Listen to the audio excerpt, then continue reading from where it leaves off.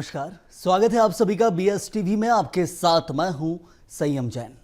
मध्य प्रदेश और छत्तीसगढ़ में मिशन 2023 को लेकर सियासत की रफ्त अब धीरे धीरे तेज होने लगी है। सियासत के इस महासमर की तैयारियों के बीच मतदाता अपने उस सियासी मूड को तैयार कर रहा है जो मिशन 2023 में पार्टियों और उम्मीदवारों का भाग्य तय करेगा।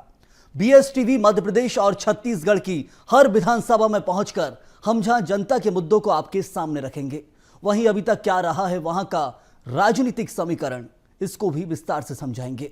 आज बात करेंगे छत्तीसगढ़ की जशपुर विधानसभा सीट की।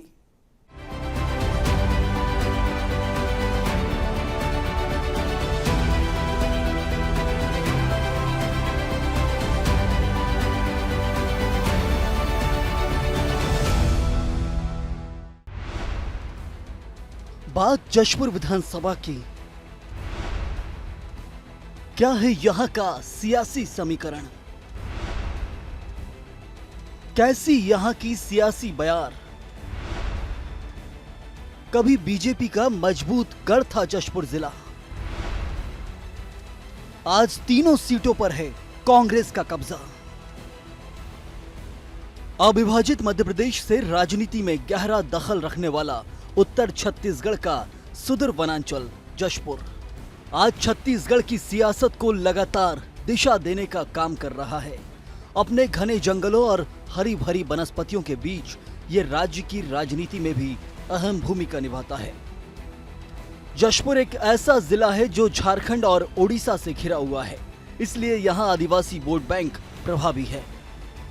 इतिहास की बात करें तो जशपुर पहले यशपुर और फिर बाद में जगदीशपुर के रूप में जाना जाता था, जिससे बाद में जशपुर नाम दिया गया।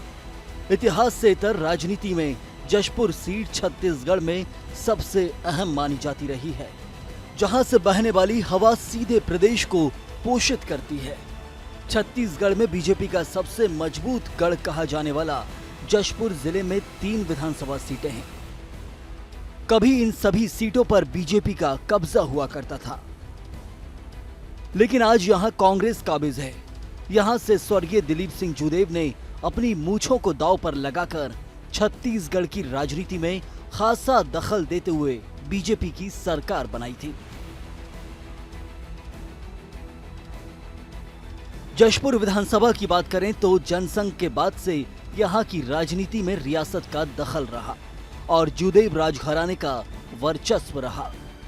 पिछले 35 सालों के कार्यकाल में कांग्रेस लगातार संघर्षरत रही है।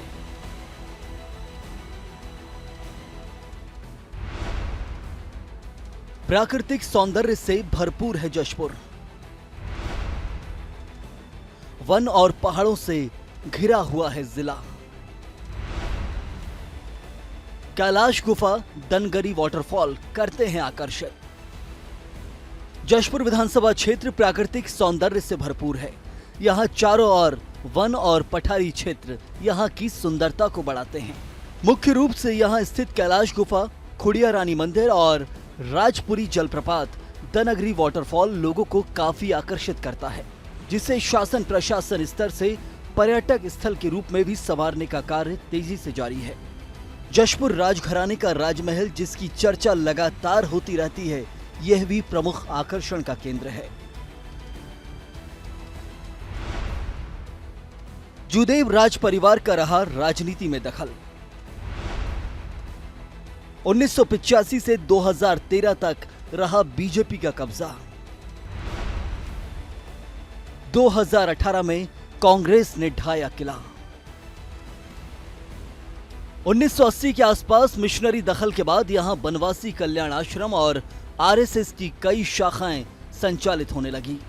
स्वर्गीय बाला साहेब देशपांडे के नेतृत्व में लगातार बनवासियों को सशक्त और आत्मनिर्भर बनाने की दिशा में काम किए जाने लगा, जिसमें जूदेव राज परिवार का खासा सहयोग मिला।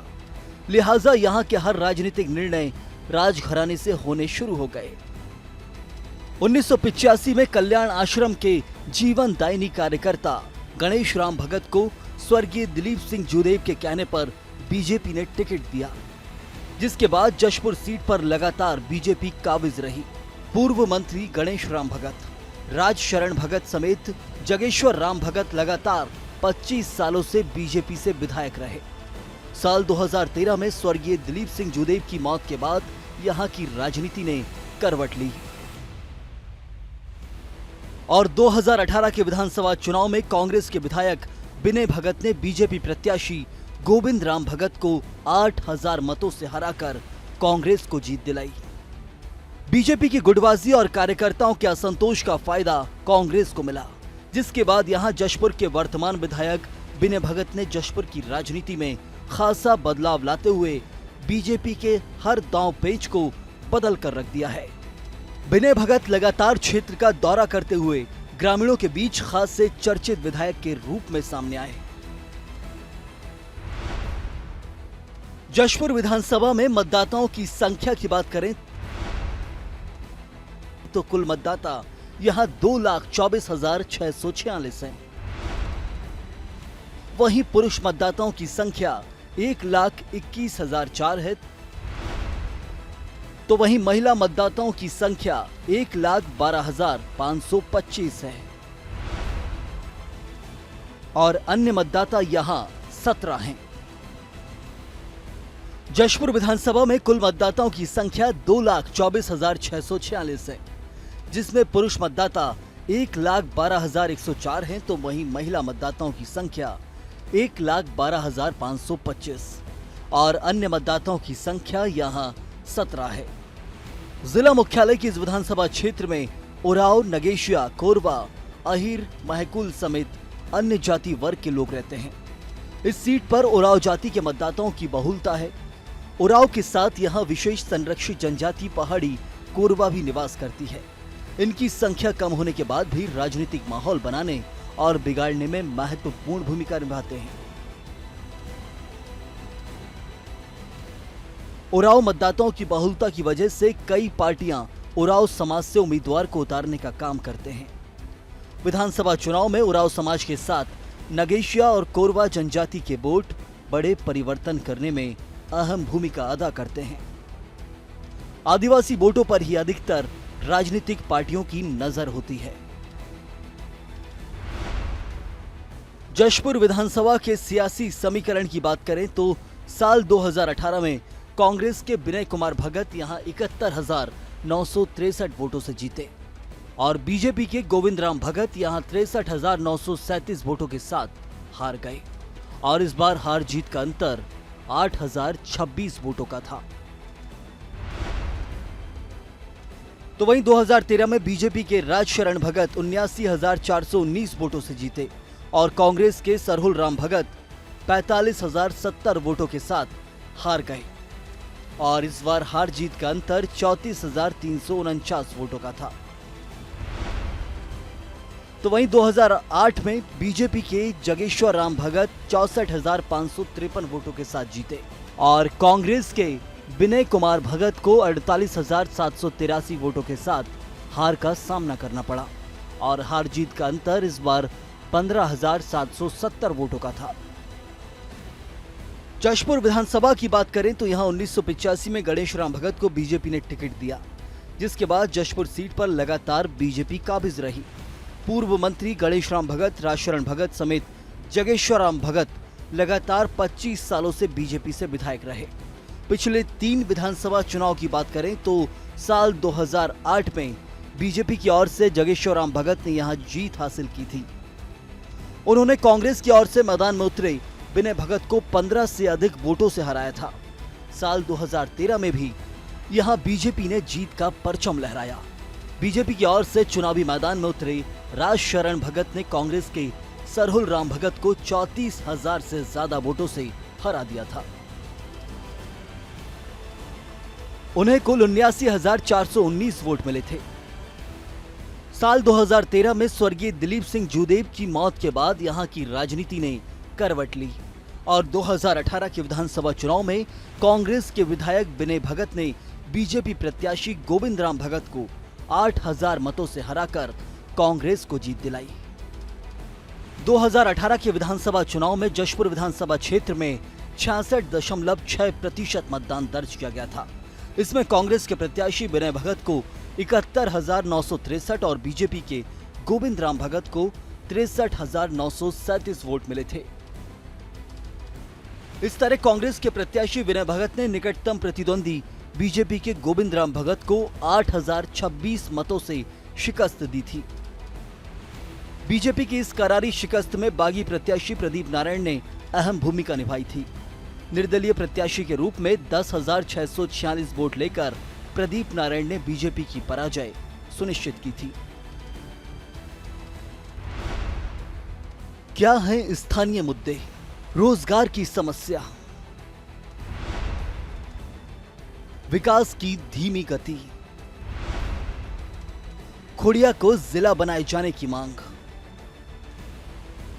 बीजेपी शासनकाल में जशपुर विधानसभा के पाट क्षेत्र में बॉक्साइट खनन के लिए लीज की प्रक्रिया से क्षेत्रवासी आक्रोशित हैं। यहां के लोग पर्यटन को बढ़ावा देना चाहते हैं और औद्योगिकरण का कड़ा विरोध करते आए हैं। जशपुर विधानसभा का हृदय स्थल कहा जाने वाला बगीचा राजनीतिक दलों को जीत दिलाता आया है। यहाँ कोरवा जनजाति बड़ी संख्या में है। यहाँ के क्षेत्रवासियों की मांग है कि बगीचा को जशपुर से अलग करते हुए खोड़िया जिला बनाए जाने की।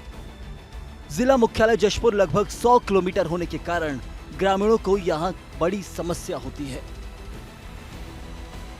जशपुर जिला मुख्यालय को जोड़ने वाली सन्ना से हर्रापाट तक सड़क की हालत जर्जर है। कोरवाओं को पर्यटन के माध्यम से समुन्नत बनाने के लिए भाजपा सरकार में कोरवा कॉटेज की आधारशिला रखी गई थी, जो 12 साल बाद भी अधूरी है। जब से कांग्रेस पार्टी की सरकार बनी है, विकास का इन्होंने जो घोषणा किया था, विकास तो कहीं नहीं दिखता है। विकास मेरे नज़र में और जनता के नज़र में 3 विकास दिखता है। धर्मांतरण में विकास हुआ है, गौ हत्या में विकास हुआ है, भ्रष्टाचार में विकास हुआ है, बाकी विनाश ही विनाश है। ये लोग आत्मानंद स्कूल का उदाहरण देते हैं। कई जगह ऐसे आत्मानंद स्कूल हैं जहां सुविधा नहीं है, शिक्षक नहीं है। इसके पूर्ववर्ती भाजपा की जो सरकार थी, हर ब्लॉक में कस्तूरबा आवासीय स्कूल विद्यालय है, एकलव्य आवासीय विद्यालय है, नवोदय विद्यालय है, कॉलेज बने, बड़े बड़े हॉस्टल बने। हॉस्टल में छात्रों को रहने के लिए पूरी व्यवस्था है। लेकिन कांग्रेस पार्टी की सरकार में कोई भी शिक्षा से संबंधित विकास नहीं हुआ है। कांग्रेस सरकार कितना विकास किया है? क्या लगता है आपको, विकास किया है कांग्रेस सरकार? विकास हुआ है आपका गांव में? मेरे गांव में तो नहीं हुआ है विकास। कोई विकास नहीं हुआ? नहीं। रोड बना है आपके गांव में? नहीं बना है। पीने बोरिंग दिए थे 2 बोरिंग बस हुआ है विकास। तो आप लोग के गांव में विधायक जी आते हैं कि नहीं कभी? मैं तो एक बार भी नहीं देखी हूँ, मेरे गांव में नहीं आए हैं। सर, हमारा भवन नवनिर्मित हायर सेकेंडरी भवन बनकर तैयार हो गया। इसमें बच्चों के लिए अभी की स्थिति में तो पर्याप्त भवन है, बैठने की व्यवस्था है, लाइट पंखे सारे कुछ है। और यहाँ पर पर्याप्त टीचर, अपने पास 22 टीचर हैं जो सारे विषय के हैं। पढ़ाई लिखाई में कोई दिक्कत नहीं है, किंतु हमारे पास प्रांगण जो है समुद्रीकरण नहीं हुआ है, जिसमें बच्चों को बरसात दिन में आने जाने में भयानक दुविधा हो रही है। इनकी पैर में कीचड़ आने से पूरी स्कूल गंदा हो जाती है। प्लस यहाँ सांस्कृतिक कार्यक्रम के लिए हमारे पास मंच नहीं है। मंच की हमको बहुत ही आवश्यकता है। स्कूल के चारों ओर बाउंड्री की आवश्यकता है। यहाँ पर एक और समस्या है अपने पास कि बाह्य तत्व हमारे स्कूल परिसर के अंदर अतिक्रमण कर चुके हैं। मैं इसको भी हटाने का अनुरोध शासन प्रशासन से करूँगा। मैं यहाँ प्राचार्य पद पर 2006 से हूँ, जो हमारे पास 425 बच्चे अध्ययनरत हैं 9वीं से 12वीं तक। और इन बच्चों को शैक्षणिक कार्य कराने के लिए हम पूरे स्टाफ समर्पित हैं। और हमारे बच्चों के रिजल्ट अभी बहुत अच्छे आने लगे हैं। 95 12वीं और 85 10वीं के रिजल्ट अपने पास उपलब्ध है 2022-23 की। मैं आशा करूंगा कि हमारा प्रांगण, मंच और बाउंड्री तीनों काम कराने की कष्ट करें। जो विकास हुआ था पिछले सत्र में, उसको भी भंग किया गया है। अच्छा खासा रोड पहले बनाया हुआ था, जो सन्ना से बगीचा जो जाने का मार्ग है हमारा है। पहले तो हम चले भी जाते थे, अब तो उस रोड में जाना भी मतलब खुद का जान खतरा हो गया है। जो अच्छा खासा बनाया हुआ रोड था है, उसको तक तोड़वा के छोड़ दिए हैं। विकास में भाई हमारा यहाँ रोड बनना चाहिए, भाई लाइट बत्ती रहना चाहिए बढ़िया से, और युवाओं को रोजगार मिलना चाहिए। कुछ भी नहीं है। विकास की बात से इतर यहाँ पर जातीय समीकरण भी हावी है। यहाँ कोरवा जनजाति भी निवास करती है। जिले में 15 से 20 हजार कोरबा जनजाति के लोग रहते हैं, लेकिन आज तक इनकी जाति नहीं बन पाई है, जिसको लेकर ये काफी दुखी हैं। जिले में लगभग 15 से 20 हजार जो है कोरवा जनजाति के वोटर हैं और कोरवा जनजातियों का आरोप है कि कांग्रेस हो या बीजेपी, इनके सरकार में आज तक इनकी जाति नहीं बनी, जिसके चलते ये लोग काफ़ी दुखी हैं। हम इन्हीं से बात करते हैं कि आखिर इन कोरवा जनजातियों का आज तक जाति क्यों नहीं बना है। हमारे साथ बात करने के लिए खुड़िया के जो दीवान है प्रदीप नारायण सिंह दीवान जी, वो हमारे साथ मौजूद हैं। हम उन्हीं से बात करते हैं कि आखिर कोरवा जनजातियों का आज तक जो है जाति क्यों नहीं बनता है। बताएंगे आप, जाति क्यों नहीं बनता है कोरवा जनजाति का? देखिए, कोरवा जनजाति के कई भागों में जिसे बांट दिया है, डिहारी कोरवा करके, पहाड़ी कोरवा करके, बघेल छतरी करके। और बात तो ये कहूँगा कि इस क्षेत्र में कोरवाओं का ज़मीन है, इसलिए बड़े वर्ग के लोग उनका जाति प्रमाण पत्र बनने देना नहीं चाहते हैं। और जाति प्रमाण पत्र बन जाएगा तो आरक्षण सीधा उनको मिलेगा, आरक्षण मिलेगा तो स्वयं वो आगे बढ़ेंगे। इसलिए कई ऐसे वर्ग का हैं लोग, जिसका मैं नाम लेना नहीं चाहूँगा, इसलिए उनको भटकाया जा रहा है सीधा सीधा, और उनको एक ज़मीन तले दबाया जा रहा है, ये कहूँगा मैं। बाकी तो क्या कहूँगा। तो क्या बनना चाहिए कि नहीं बनना चाहिए? बिल्कुल बनना चाहिए। देखिए, कई पीढ़ी हो गई, आज 2-3 पीढ़ी हो गई, 2-3 पीढ़ी के बच्चे लोग आज उनको ठीक से शिक्षा नहीं मिल पाया, जाति प्रमाण पत्र के चक्कर में ना रोजगार नहीं मिल पाया। इसलिए क्षेत्र में क्या कहना चाहिए, शिक्षा का अभाव होते जा रहा है। तो आप 700 खुड़िया के मालिक हैं, दीवान हैं, और आप जो है कोरवा जनजाति का जाति नहीं बन रहा है, इसके लिए आपने कहीं पहल किया है? जी, हमने जसपुर में भी 2000 लगभग, ये सन मेरे को याद नहीं है, हम लोग 10 से 15 हज़ार के जनसंख्या में वो किए थे धरना प्रदर्शन, लेकिन आज तक उसका कोई कार्रवाई नहीं हुआ। हालांकि कांग्रेस का कहना है कि आदिवासी क्षेत्र होने के बावजूद यहाँ विकास हुआ है। चाहे आत्मानंद स्कूल की बात हो या सड़कों की, हमारी सरकार ने यहाँ विकास के पूरे काम किए हैं। देखिए, हमारे गवर्नमेंट में माननीय मुख्यमंत्री का विकास जो है गरीब तबके के लोगों से लेके सभी स्तर के लोगों के लिए जो योजना बनाई है वो सभी स्तर से काम हो रही है और विकास भी हो रही है। जैसे आज हमारे मतलब क्षेत्र में आप देखते हैं रोड, जो कि रोड सभी पहुंचबिल क्षेत्र में पहुंच गई है। पुल पुलिया नहीं थी, वो पुल पुलिया आपका यहाँ हॉस्पिटल 100 सीटर का हो गया, आपका कॉलेज हो गया, और Atmanand English school Hindi medium, जिसमें मतलब हमारे गरीब तबके के बच्चियाँ इंग्लिश स्कूल में नहीं पढ़ पाते थे, वो आज गरीब बच्चे भी इंग्लिश मीडियम में पढ़ रहे हैं। तो ये बहुत सारी मतलब माननीय हमारे भूपेश बघेल की योजना जो चल रही है नीचे स्तर के लोगों तक पहुंच रही है। कांग्रेस सरकार भूपेश बघेल ने ग्रामीण क्षेत्र में नरवा गुरवा बाड़ी करके योजना चलाया है, जिसमें समूह वहाँ काम कर रहा है, जीवन अपन 2 पैसा कमा रहा है। और शिक्षा के स्तर में आत्मानंद इंग्लिश मीडियम स्कूल खुला है, यहाँ माने तहसील कार्यालय प्रसन्ना में खुला है अपने क्षेत्र में। यहाँ बगीचा में 100 सीटर से अधिक स्वास्थ्य विभाग में बेड मिला है हम लोग को।